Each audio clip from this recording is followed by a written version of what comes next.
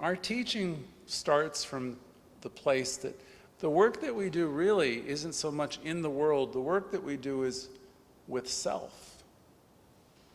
And when you really, really master that game, then everything in your life begins to change.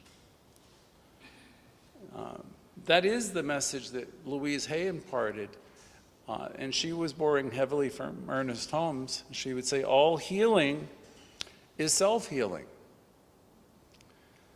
Any good metaphysician I've ever known won't spend much time talking about other people, because he or she knows whatever the hell they're spewing out of their mouth that's critical really is a much bigger statement about themselves than it is anybody else. It's more interesting for me to notice what comes up for me in any interaction with others. See, then I'm minding whose business? I'm minding my own.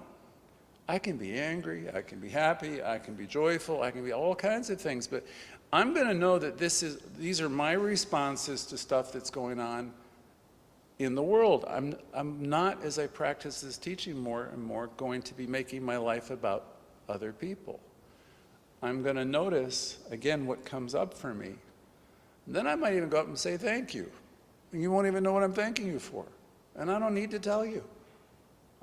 Because the thing is, I'm learning a lesson in every encounter. About who?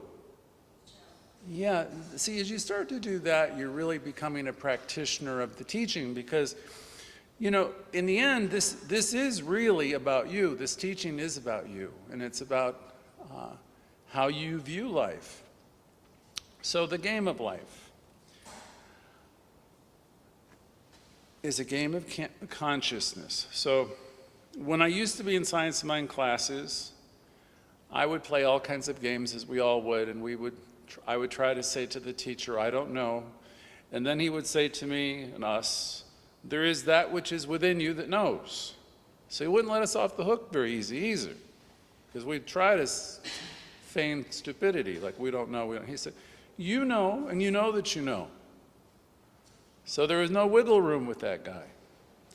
So each of us are the creators of our own life. That's something you learn in Science of Mind classes. You're the creator of your own reality. This isn't Flip Wilson time where the devil made us do what? It doesn't work that way. We do what we do, and we're going to either be rewarded or we're going to have a consequence, But it is your own beautiful, fantastic life. And in truth, there's nothing outside of you. I say that line over and over again because that's a fact. In truth, there's nothing outside of you. You're creating everything. In class, I'll joke, I'll call you Shakespeare. And why will I do that? Because I'm suggesting that you're writing the script. And you're creating the characters. So somebody's in your life right now that you love to pieces, right? You're creating them to be the one you love. And, that's how you're writing the script, and it's going to be that way until you decide otherwise. And then you're going to create them to be a scoundrel or something or another. And then you might even write them out of the damn play, right? And then there's other characters in your play too. And you create them to be all kinds of things.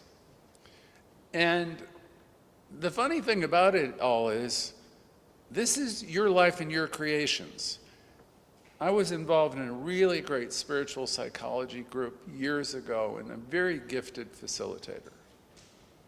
Shirley, I think you could be like that, because one of this woman's best things would be, is we'd sit there in that group week after week. See, once you're there a while, you're quiet, because you know what's going to happen.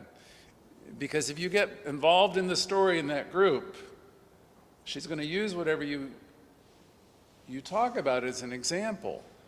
And I'd be in those groups and I'd be hearing of something that I thought was an injustice that's going on between two people. Then I'd get all riled up about it and show my backside, so to speak, in that group.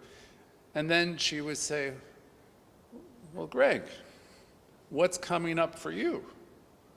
And I would be saying, so-and-so's doing such and such to so-and-so. So I'd be in the role there trying to defend somebody and doing all this. But I would be making all that up.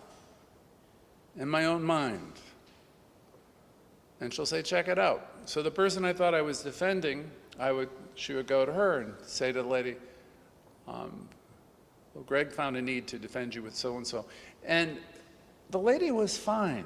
She was taking care of herself just fine. The person who was tripping was me. The person who had the problem was me.